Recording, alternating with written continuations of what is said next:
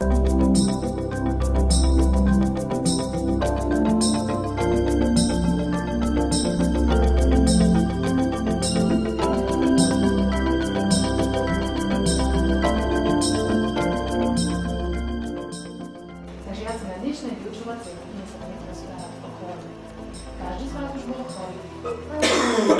a máme tu asi aj chorého.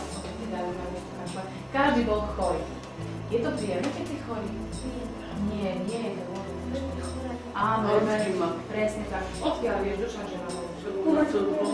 Máte teplomer, presne tak. Máme rôzne druhy teplomerov.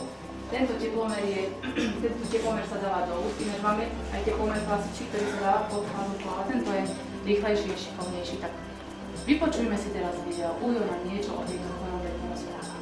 Niektoré ochorenia sú infekčné, prenášajú sa z osoby na osobu a spôsobujú ich mikróby, zvyčajne baktérie alebo vírusy.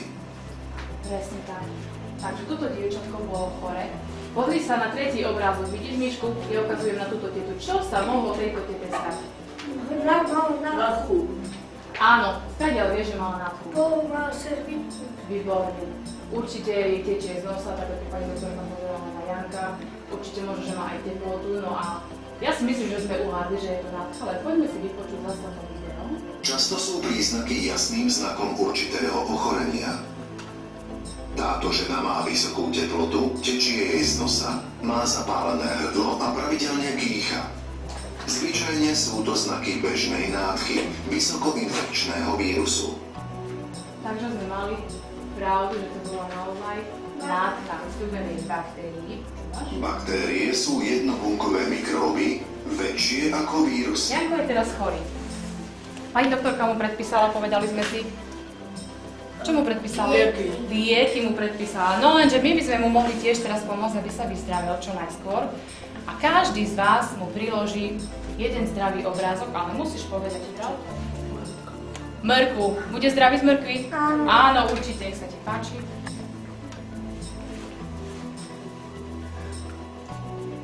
Dobre, takže už má 2 vitamíny. Joda. Výborne, Kamil má jahody. Dali by sme si to, ale ešte si musíme počkať na také voňavé záhradky. No čo, žiaci, páčila sa vám vyučovacia? Áno. Áno, takže ja si myslím, že si každý jeden z vás zaslúži veľkú pochvalu a všetci sa